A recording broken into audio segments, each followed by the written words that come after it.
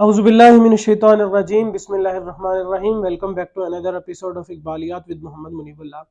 آج کی جو ہماری نظم ہے اس کا عنوان ہے خطاب با جوانان اسلام۔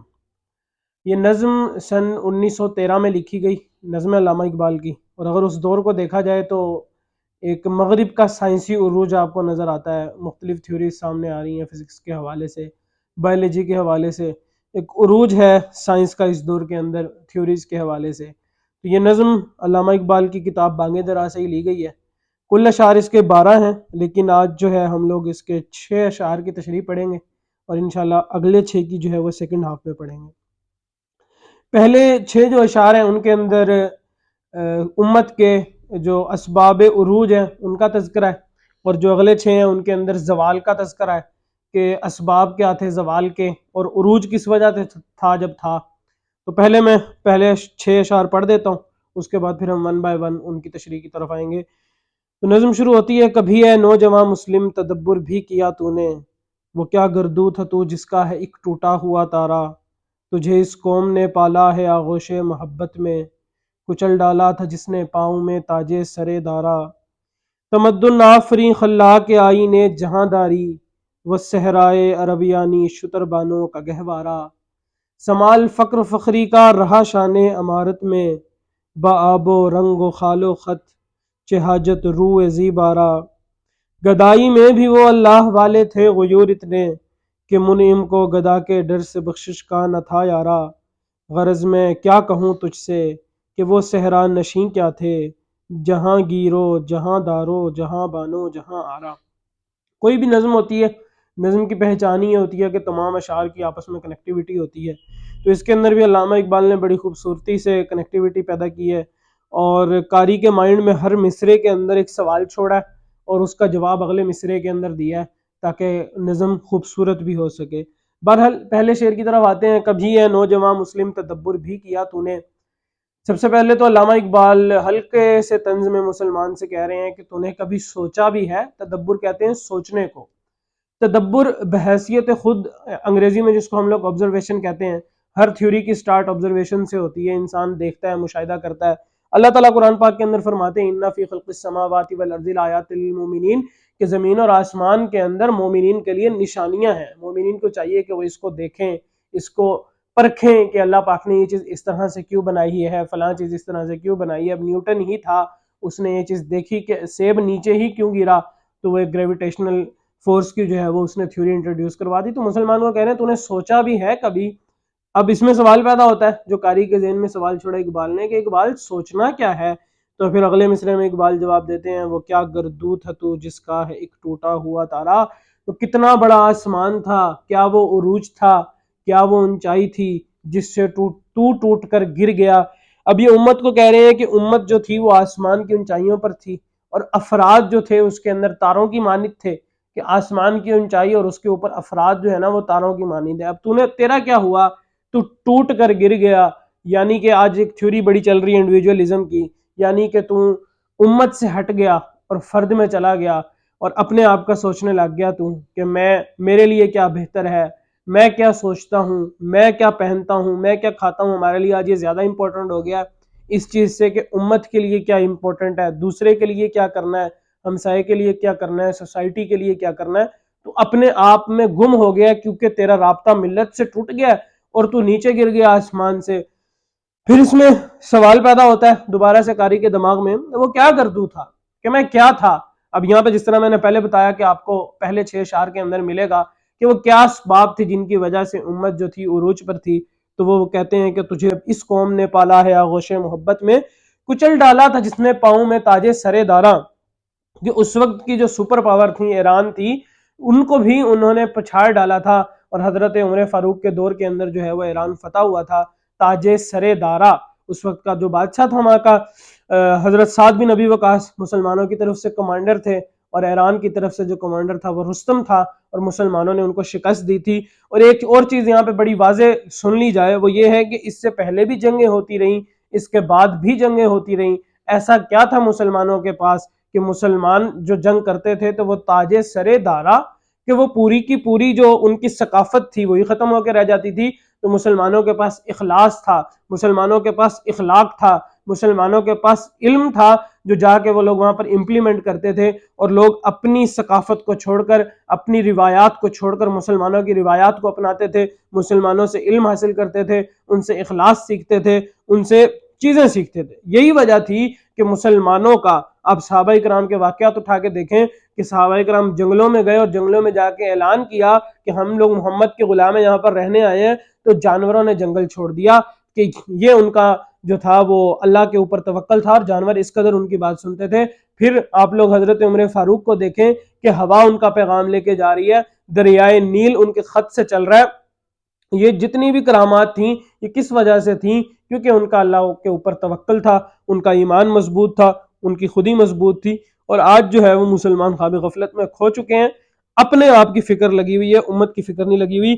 پھر اگلا شعر، تمدن آفری خلاق آئین جہاں داری، وہ صحرائے عرب یعنی شتر بانوں کا گہوارہ۔ کہ بتانے کی کوشش کیا علامہ اقبال نے کہ وہ لوگ جو تھے نا، وہ لوگ تھے جو اونٹ تو چرایا کرتے تھے تو وہ لوگ چرواہے، لیکن انہوں نے دنیا کے اندر کیا کیا؟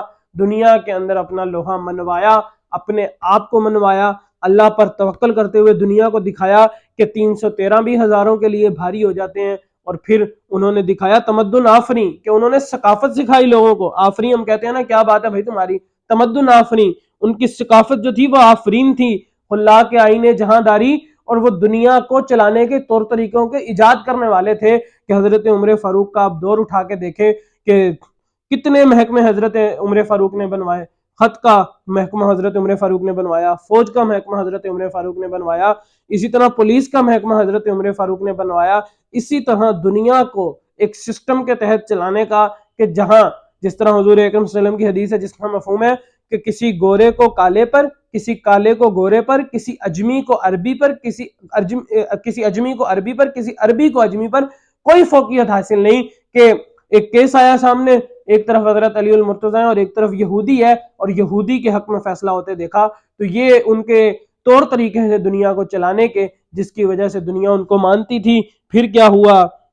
ایسا کیوں ہوا؟ دوبارہ قاری کے دماغ میں سوال پیدا ہوتا ہے نا کہ اس کے اندر ایسی کیا، ان کے اندر ایسی کیا چیز تھی کہ ان کی ثقافت بھی آفرین تھی، اللہ کے آئین جہاں داری، اور وہ دنیا کو چلانے کے لوگوں کو طریقے سکھاتے تھے۔ تو اس کا جواب اقبال دیتے ہیں، سمال فقر فخری کا رہا شان امارت میں، بآب و رنگ و خال و خط چہ حاجت روح زیبارہ۔ کہ سمال فقر فخری، حضور اکرم صلی اللہ علیہ وسلم کی حدیث ہے الفقر فخری، کہ فقر میرا فخر ہے۔ اس کا مفہوم علماء لکھتے ہیں کہ فقر 3 چیزوں سے مل کے بنا ہے۔ پہلی چیز قاف، فاقہ کرنا، دوسری چیز قاف کنایت الہی، تیسری چیز را، رب سے جڑے رہنا۔ یہ جب 3 چیزیں ملتی ہیں تو انسان کہہ سکتا ہے کہ میں فقر والا ہوں۔ فقر کرنا، کیا فقر؟ حضور اکرم صلی اللہ علیہ وسلم کی خود کی زندگی کو دیکھیے کہ شیب ابی طالب کے اندر 3 سال جیل کاٹی، اس کے بعد معاشی بائیکاٹ، اس کے بعد اپنوں سے پتھر کھا رہے ہیں، اور اس سب کے بعد وطن سے نکال دیے گئے۔ وطن سے نکالنے کے بعد پھر آتا ہے کہ حضرت عمر فاروق ایک دفعہ حضور اکرم صلی اللہ علیہ وسلم کے حجرے میں داخل ہوئے تو حضور اکرم صلی اللہ علیہ وسلم کا کرتا مبارک لٹک رہا تھا، اور حضور اکرم صلی اللہ علیہ وسلم کے جسم مبارک کے اوپر جو کھجور کی نیچے چٹائی بچھی ہوئی تھی اس کے نشانات تھے۔ یہ فقر ہوتا ہے کہ انسان کے پاس جس وقت بادشاہی ہو اس وقت بھی انسان فقیری اختیار کرے۔ کہ آپ نے فتح مکہ کو نہیں دیکھا کہ حضور اکرم صلی اللہ علیہ وسلم مکہ کے اندر داخل ہوئے، سب کو معافی دے دی، یہ ہوتا ہے فقر۔ پھر آگے صحابہ کو دیکھیں کہ آگے حضرت عمر فاروق کی اتنی شان ہے کہ ایک طرف 22 لاکھ مربع میل کا حاکم ہے، ہوا ان کی بات مان رہی ہے، پانی ان کی بات مان رہا ہے، آگ ان کی بات مان رہی ہے، لیکن فقر کا یہ عالم ہے کہ وہ شخص درخت کے سائے میں اینٹ لے کر سویا ہوا ہے۔ فقر کا یہ عالم ہے کہ وہ رات کو یتیموں اور بیووں کا بوجھ اٹھایا کرتا تھا۔ تو وہ ایک شعر ہے، وہ کہتے ہیں کہ وہ آدھی دنیا کا حکمراں تھا۔ لوگوں جب میں یہ پڑھتا ہوں کہ کفر لرزتا تھا تو کہتا ہوں وہ آدھی دنیا کا حکمراں تھا۔ جب میں یہ پڑھتا ہوں کہ شیطان رستہ چھوڑ دیتا تھا تو کہتا ہوں وہ آدھی دنیا کا حکمراں تھا۔ جب میں یہ پڑھتا ہوں کہ وہ درخت کے سائے میں اینٹ لے کر سو جایا کرتا تھا، جب میں یہ پڑھتا ہوں کہ اس کے کرتے پر 17 پیوند لگے ہوتے تھے، تو میں کہتا ہوں وہ حکمراں بھی مگر کہاں تھا۔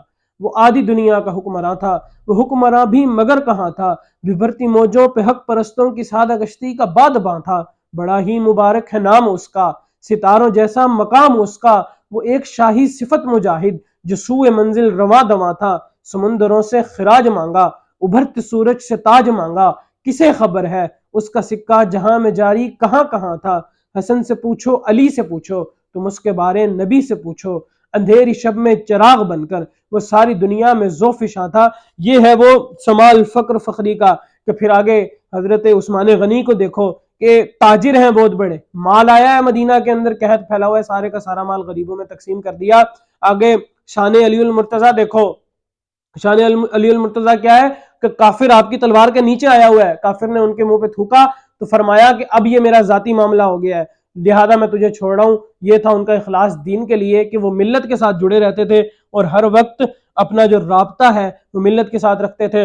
اس کا جو دوسرا مصرع ہے، باب و رنگ و خال و خط حاجت روح زی پارا، یہ حافظ شرازی کی نظم سے لیا علامہ اقبال نے مصرع، اور اس کا مطلب یہ ہے کہ وہ عورت جو خوبصورت ہو اس کو ظاہری اور بناوٹی نشو و نما کی ضرورت نہیں ہوتی، اسی طرح مسلمان جو ہے اس کا دل اگر اللہ کے ساتھ جڑا ہو، کہ اقبال کا شعر ہے خودی کا سر نہاں لا الہ الا اللہ، خودی ہے تیغ فضاں لا الہ الا اللہ، یہ مال و دولت دنیا، یہ رشتہ و پیوند بتانے وہم و گما لا الہ الا اللہ، وہ مل حیات الدنیا الا متاع الغرور، کہ انسان کا جو دل ہے وہ دنیاوی چیزوں کے ساتھ، میٹیریل کے ساتھ، اسباب کے ساتھ نہ جڑا ہو بلکہ اللہ تعالیٰ کی ذات کے ساتھ جڑا ہو، تو انسان کو ان بناوٹی چیزوں کی ضرورت ہی نہیں پڑتی۔ کہ حضرت عمر فاروق کی پھر سے مثال لے لو کہ 17 پیوند کرتے پہ لگے ہوئے ہیں، غلام جو ہے وہ اونٹنی پہ بیٹھا ہوا ہے اور آپ کے ہاتھ میں اونٹنی کی مہار ہے اور جا کہاں رہے ہیں؟ بیت المقدس کی چابیاں لینے جا رہے ہیں۔ یہ تھا ہمارا خلیفہ۔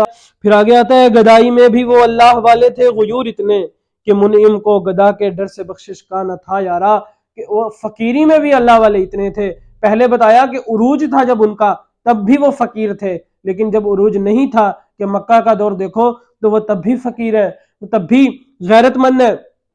فقر ہے لیکن فقر کا یہ ہرگز مطلب نہیں کہ غیرت ختم ہو گئی ہے، فقر کا یہ ہرگز مطلب نہیں کہ غیرت ختم ہو گئی ہے، کہ سیف اللہ اللہ پاک کی تلوار ہے۔ حضرت خالد بن ولید، رومیوں نے آ کے پوچھا کہ تم کون ہو، تو حضرت خالد بن ولید نے اپنا تعارف کروایا کہ ہم نے سنا ہے رومیوں کا خون بہت میٹھا ہوتا ہے، ہم خون پینے والے ہیں۔ غیرت کا یہ عالم ہے کہ خبر پھیل گئی حضرت عثمان غنی کو شہید کر دیا گیا، حضور اکرم صلی اللہ علیہ وسلم بیعت رضوان لے رہے ہیں، تو بتانے کا مقصد یہ ہے کہ ان کا فقیری کا ہرگز یہ مطلب نہیں ہے کہ ہم لوگ جو ہیں وہ دب جائیں گے۔ 313 افراد ہیں مگر ہزاروں سے بھڑ جانے کے لیے تگڑے کھڑے ہیں۔ غیرت کا یہ وہ ہے نا علامہ اقبال کا شعر کہ تو بچا بچا کے نہ رکھ اسے، تیرا آئینہ ہے وہ آئینہ کہ شکستہ ہو تو عزیز تر ہے نگاہ آئینہ ساز میں۔ تو اس جذبے کے ساتھ صحابہ کھڑے ہوتے تھے کہ میں جو ہے آج کٹ مروں، کہ آج میرے کٹے ہوئے جو ٹکڑے ہیں حضرت حمزہ، کہ میرے آج جو کٹے ہوئے ٹکڑے پڑے ہیں یہ اللہ کی نگاہ میں زیادہ بہتر ہوں گے کہ میں اپنا جسم کو صحیح سلامت اس دنیا سے لے کر جاؤں۔ تو یہ ان کا جو ہے وہ موٹیویشن ہوتی تھی، یہ ان کی غیرت ہوتی تھی جو آج ہمارے افراد کے اندر سے اور ایسے قوم بھی ختم ہو گئی ہے۔ پھر اقبال کہتے ہیں کہ غرض میں کیا کہوں تجھ سے کہ وہ صحرا نشیں کیا تھے، جہاں گیرو جہاں دارو جہاں بانو جہاں آرا۔ اقبال کہتے ہیں کہ میں ان کی صفات گنوانی شروع کروں تو صفات تو ختم ہی نہیں ہوں گی، کہ صدیق اکبر کی میں صداقت بتانا شروع کروں، عمر کی عدالت بتانا شروع کروں، عثمان کا حیا بتانا شروع کروں، اور علی المرتضیٰ کے کیے ہوئے کارنامے کبھی خیبر میں بتانا شروع کروں تو کبھی خندق میں بتانا شروع کروں۔ تو غرض میں کیا کہوں تجھ سے کہ وہ صحرا نشیں کیا تھے، یہ میں تو بیان ہی نہیں کر سکتا ان کے اوصاف کیا تھے، کہ ٹل نہ سکتے تھے، کبھی جنگ میں اڑ جاتے تھے، پاؤں شیروں کے بھی میدان سے اکھڑ جاتے تھے، تجھ سے سرکش ہوا کوئی تو بگڑ جاتے تھے، دیکھ کیا چیز ہے ہم توپ سے لڑ جاتے تھے، نقش توحید کا ہر دل پہ بٹھایا ہم نے، زیر خنجر بھی یہ پیغام سنایا ہم نے، اور آ گیا این لڑائی میں اگر وقت نماز، قبلہ روحوں کے زمین بوس ہوئی قوم حجاز، بندہ و صاحب و محتاج و غنی ایک ہوئے، تیری سرکار میں پہنچے تو سبھی ایک ہوئے۔ کہ اقبال کہتے ہیں کہ میں کیا کیا اوصاف بیان کروں ان لوگوں کے، کہ وہ غنی بھی تھے، وہ سخی بھی تھے، وہ صداقت والے بھی تھے، ان کی عدالت کے اندر جو تھا وہ انصاف کا ڈنکا بجتا تھا۔ ایسا کیوں تھا؟ جہانگیر، انہوں نے دنیا فتح بھی کی، جہاں گیرو جہاں دارا، پھر اس پہ حکومت بھی کی، جہاں بانو جہاں آرا، پھر وہ اس چیز دنیا پر حکومت کرنے سے واقف بھی تھے، جہاں بان، پھر انہوں نے دنیا کو بنایا بھی۔ ایسا نہیں کہ صرف انہوں نے تلوار چلائی الیگزینڈر کی طرح، انہوں نے تلوار چلائی صرف ہٹلر کی طرح اور دنیا کو فتح کرنے کے اوپر ان کا زور تھا، نہیں، انہوں نے امن بھی قائم کیا۔ مسلمان جہاں پر بھی گئے انہوں نے تلوار چلائی، فتح کے بعد امن، فتح مکہ ہوا امن قائم ہوا، ایران فتح ہوا امن قائم ہوا، بیت المقدس فتح ہوا امن قائم ہوا۔ یہی وجہ تھی کہ مسلمانوں کی آپ لوگ تاریخیں اٹھا کے دیکھیں، بہت کم جگہوں پہ بغاوتیں ہوتی رہی ہیں، حتیٰ کہ اس وقت کے عیسائی علاقے آ کے مسلمانوں کو کہتے تھے کہ ہمیں اپنے انڈر لے لو، ہمارے ساتھ زیادتیاں بہت ہو رہی ہیں، تو مسلمان تو امن پھیلانے والے تھے، اور وہ امن کیوں پھیلاتے تھے؟ کیونکہ ان کا جو قانون تھا وہ اللہ کا قانون تھا۔ اللہ کا قانون کیا ہے کہ کسی کالے کو گورے پر، کسی گورے کو کالے پر، کسی اجمی کو عربی پر، کسی عربی کو اجمی پر کوئی فوقیت حاصل نہیں۔ تو یہ آج کے 6 اشعار تھے جن کے اندر اسباب عروج امت ڈسکس ہوئے ہیں کہ کون سے اوصاف ہم لوگ اپنے اندر لے کے آئیں تو ہم لوگ بھی عروج پر لا جا سکتے ہیں۔ ان میں موٹے موٹے ایک دفعہ میں دوبارہ ریپیٹ کر دیتا ہوں۔ پہلی صفت جو مسلمانوں کے اندر تھی وہ تدبر کرتے تھے، سوچتے تھے، بیٹھتے تھے، آبزرویشن دیکھتے تھے دنیا کو کہ دنیا کو اللہ تعالیٰ نے کس طرح سے سجایا ہے، کس چیز کو کس طرح سے بنایا ہے۔ دوسری جو چیز تھی وہ کیا گردو تھا تو جس کا تھا ایک ٹوٹا ہوا تارا، کہ وہ ستاروں کی جھرمٹ تھی، ایک سے بڑھ کر ایک ستارہ تھا، اور وہ ایک قوم تھی جو آسمانوں پر تھی۔ آج ہم لوگ ٹوٹ کر جدا جدا ہو گئے ہیں۔ تیسری چیز کیا تھی کہ ان کے پاس جو ثقافت تھی اس کے اندر ایسا اخلاص تھا، ایسا اخلاق تھا، اور ایسی نالج تھی، ایسی لوجک تھی کہ تمام لوگ اس پر چلنے لگ جاتے تھے۔ تمدن آفرین تھا، ان کی ثقافت آفرین تھی۔ اللہ کے آئین جہاں داری، وہ دنیا کو طور طریقوں سے واقف کرانے والے تھے کہ دنیا کو کس طرح سے چلایا جائے، کیونکہ مسلمان کو اللہ تعالیٰ نے دنیا پر اپنا خلیفہ بنا کے بھیجا ہے، اور اس کا ذمہ ہے کہ یہ دنیا پر اللہ کے قانون کو نافذ کرے اور تمام مخلوق کو برابری کے حقوق دے۔ تیسری چیز ان کے اندر کیا تھی؟ وہ صحرائے عرب یعنی شتربانوں کا کہوارہ، ان کے نفس ان کے قابو میں تھے۔ اس کے بعد سمال فقر فقری کا رہا شان عمارت میں، کہ جب ان کے پاس ساری دنیا تھی تب بھی وہ فقیری میں رہے۔ وہ اپنی باب و رنگ و خال و خط چہاجت روئے زیبارہ، وہ ظاہری بناوٹی خوبصورتی کو چھوڑ کر دل کی خوبصورتی کی بات کرتے تھے۔ گدائی میں بھی وہ اللہ والے تھے، غیور اتنے کہ منعم کو گدا کے ڈر سے بخشش کا نہ تھا یارا، کہ ہرگز مطلب نہیں کہ اگر وہ فقر میں تھے تو انہوں نے اپنے دین کی غیرت کو مار دیا، وہ غیرت مند لوگ تھے۔ آخری چیز کیا تھی؟ اور اس کے اندر ایک شعر کے اندر 4 چیزیں بتائی ہیں۔ جہانگیر، وہ دنیا کو فتح کرنے والے تھے۔ جہاں دارا، دنیا پر حکومت کرنے والے تھے۔ جہاں بان، دنیا کو سجانے والے تھے۔ جہاں آرا، اور دنیا کو چلانے کے طور طریقوں سے واقف تھے۔ یاد رکھیں کہ دین پر چلنے کا ہرگز مطلب نہیں کہ ہم نے دنیا کو ترک کر دینا۔ علامہ اقبال کا شعر ہے کہ مدعا دنیا میں ہے اگر تیرا تعلیم دین، ترک دنیا نہ سکھانا اپنی قوم کو کہیں۔ جب ہمارا دین اور دنیا ایک رستے پر آ جائے گا تو مسلمان بھی عروج پر جائیں گے، اور ہم بذات خود بھی عروج پر جائیں گے انشاءاللہ تعالی۔